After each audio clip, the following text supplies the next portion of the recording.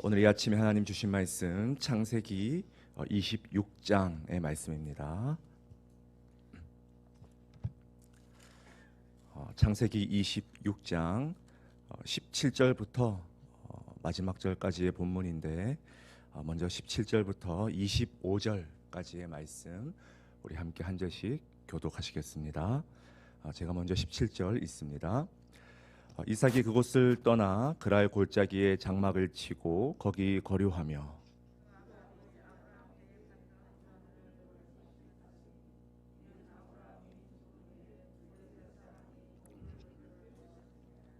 이삭이 그 우물들의 이름을 그의 아버지가 부르던 이름으로 불렀더라. 이삭의 종들이 골짜기를 파서 샘 근원을 얻었더니 그랄 목자들이 이삭의 목자와 다투어 이르되 이 물은 우리의 것이라 하매 이삭이 그 다툼으로 말미암아 그 우물 이름을 에색이라 하였으며 또 다른 우물을 팠더니 그들이 또 다툼으로 그 이름을 신나라 하였으며 이삭이 거기서 옮겨 다른 우물을 팠더니 그들이 다투지 아니하였으므로 그 이름을 르호봇이라 하여 이르되 이제는 여호와께서 우리를 위하여 넓게 하셨으니 이 땅에서 우리가 번성하리로다 하였더라. 이삭이 거기서부터 브엘세바로 올라갔더니 그 밤에 여호와께서 그에게 나타나 이르시되 나는 내 아버지 아브라함의 하나님이니 두려워하지 말라. 내 종 아브라함을 위하여 내가 너와 함께 있어 내게 복을 주어 내 자손이 번성하게 하리라 하신지라. 함께 있습니다. 이삭이 그곳에 제단을 쌓고 여호와의 이름을 부르며 거기 장막을 쳤더니 이삭의 종들이 거기서도 우물을 팠더라. 아멘.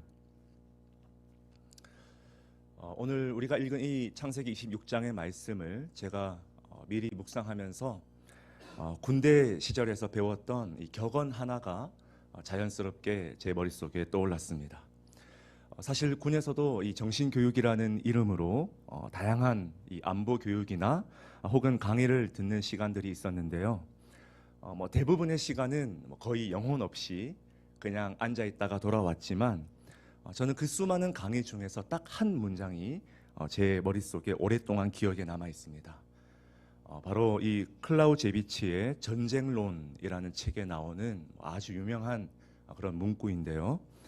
전투에는 지더라도 전쟁에는 이겨라 라는 그런 문구입니다. 전투에는 지더라도 전쟁에는 이겨라. 여러분, 이게 무슨 말일까요? 전쟁 그 자체에 승패를 좌지우지하는 가장 크고 거대한 싸움에서 우리가 이길 수 있다면 소소한 전투, 아주 작은 그런 싸움 정도는 우리가 전략적으로 얼마든지 양보할 수 있어야 된다. 그런 내용입니다. 실제로 경영 서적이나 마케팅 혹은 경제학에서의 게임 이론, 협상 기술 등에서 아주 많이 사용되는 그런 문구죠. 전투에는 지더라도 전쟁에는 이겨라. 그런데 저는 이것이 영적으로도 우리 삶에 주는 교훈이 참 풍성하게 많이 있는 것 같아요. 성경은 곳곳에서 우리의 삶을 가리켜서 영적인 전쟁에다 비유합니다. 우리 그리스도인의 삶이 유람선에 타 있는 것이 아니라 전투선에 타 있는 것과 같다. 그렇게 성경은 말하고 있다는 거예요. 우리는 이미 예수 그리스도의 십자가와 부활의 복음으로 인해서 최종 승리가 확정되었다는 전제하에 주어진 오늘을 살아가는 사람들이죠. 믿으십니까? 여러분, 다시 말해서 전쟁의 승리가 어떻습니까? 이미 확보되었어요. 이미 확보되었어요.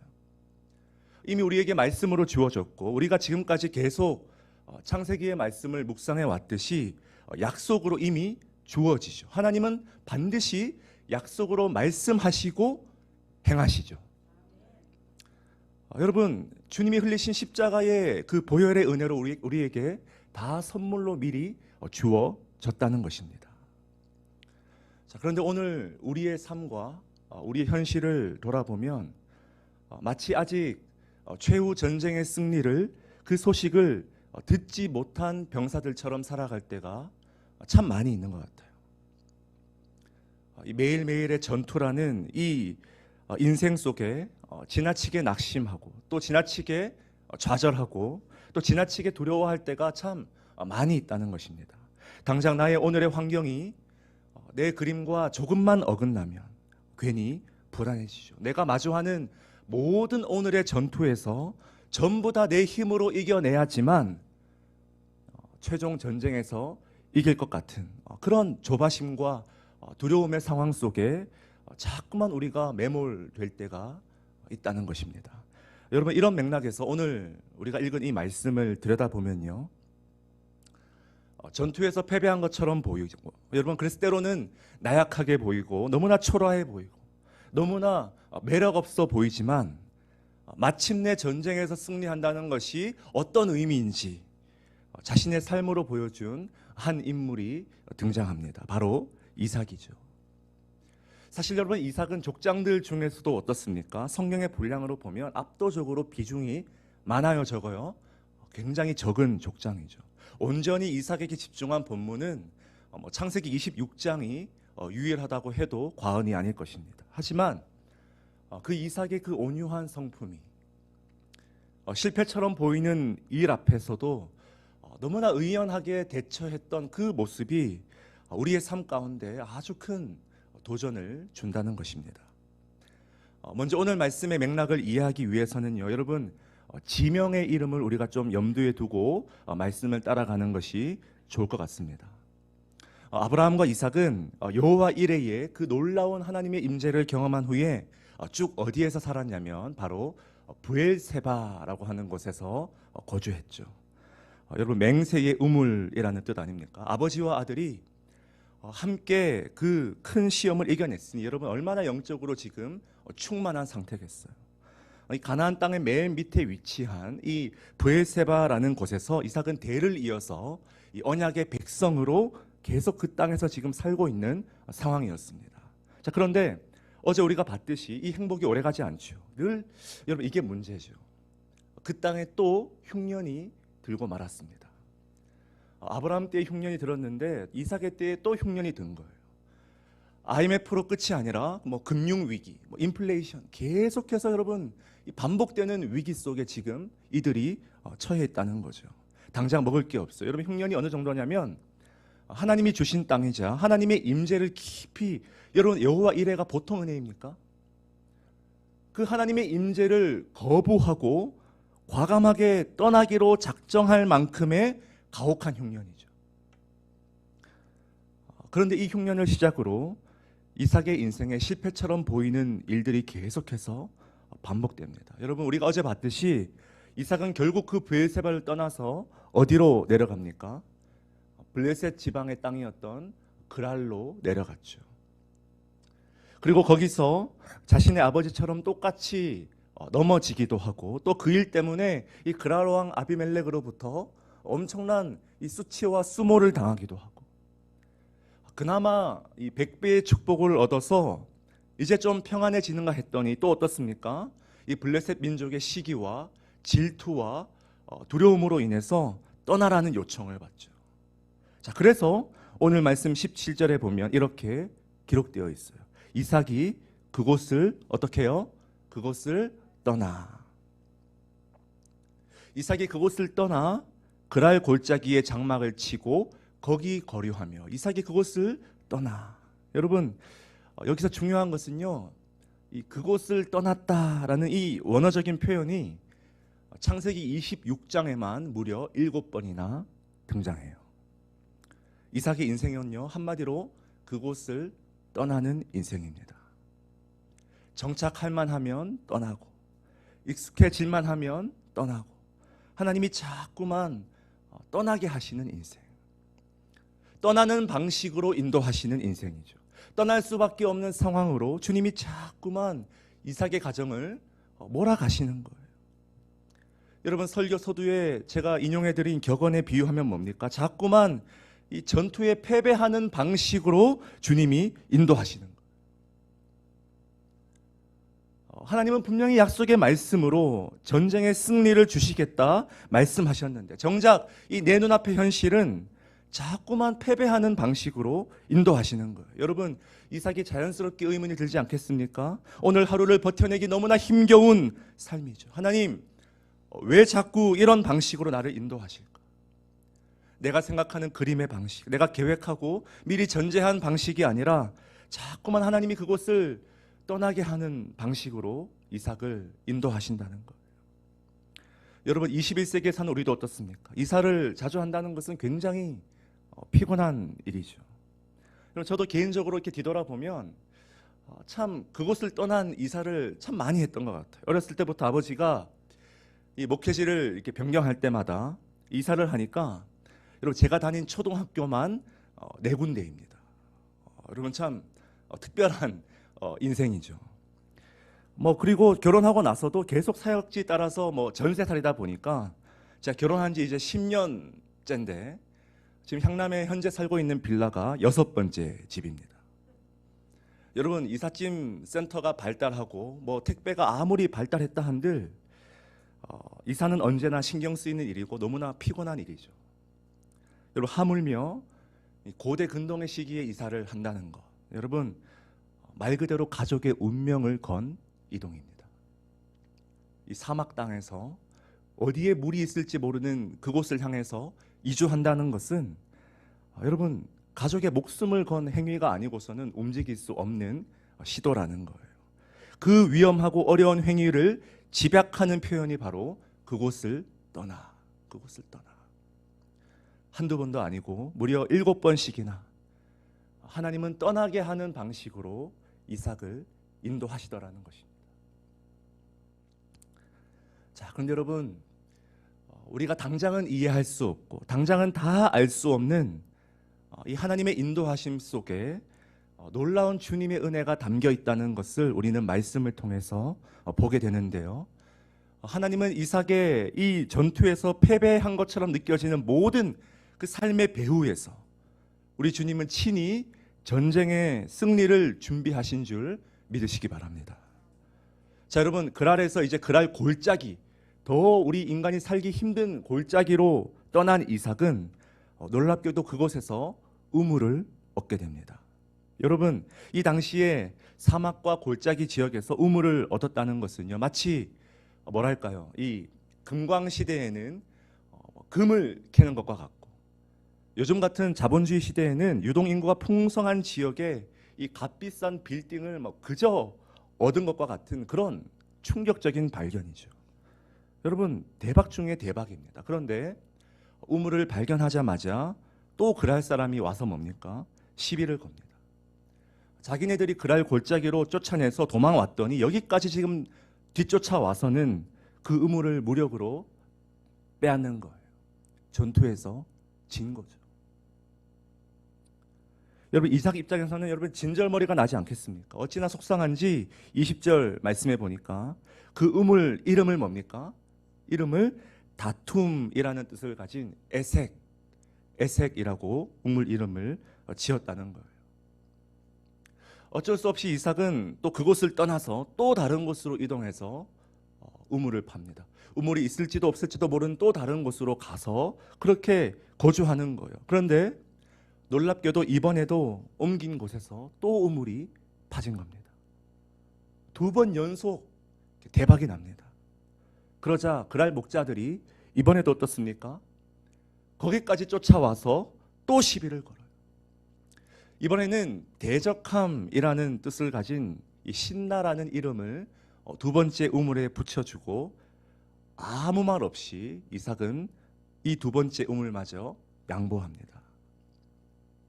여러분, 지금 이 상황이 좀 이해가 되십니까?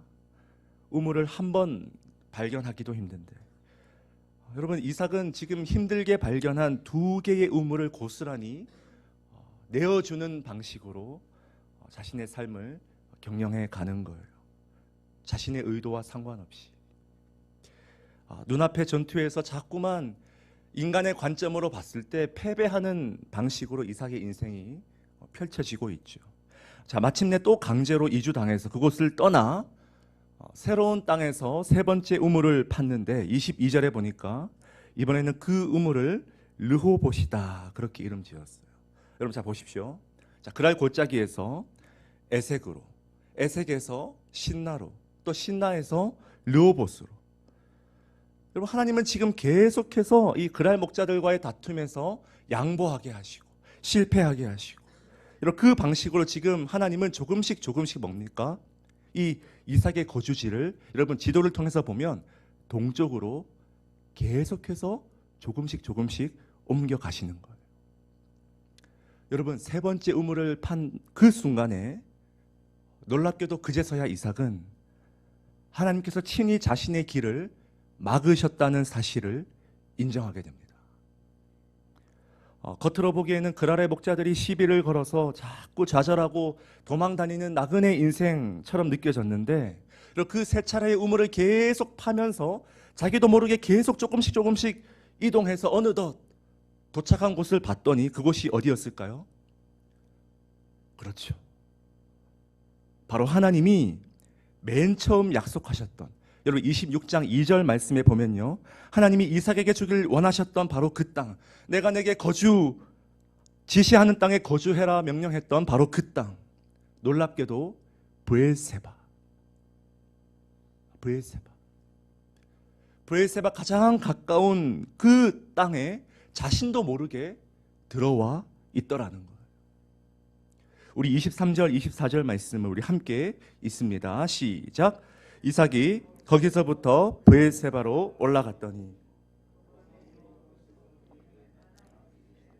나는 내 아버지 하나님이니 두려워하지 말라. 내 종 아브라함을 위하여 내가 너와 함께 있어 내게 복을 주어 내 자손이 번성하게 하리라. 아멘. 그리고 지금 이 맥락이 이해가 되십니까? 자꾸만 우물을 따라서 이동해 왔더니 자신도 모르게 브엘세바에 와 있더라는 거예요. 거기서 들려오는 하나님의 음성이 무엇입니까? 내가 너와 함께 있어. 내가 너와 함께 있어. 여러분, 놀라운 하나님의 섭리가 느껴지십니까?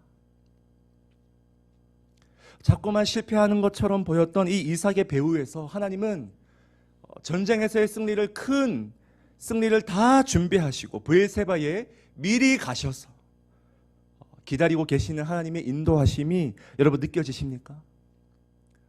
이삭이 뒤늦게 발견한 거예요. 하나님이 자꾸만 내 길을 막으시고 전투에서 지게 하시고 비참하게 하시고 양보하게 하시고,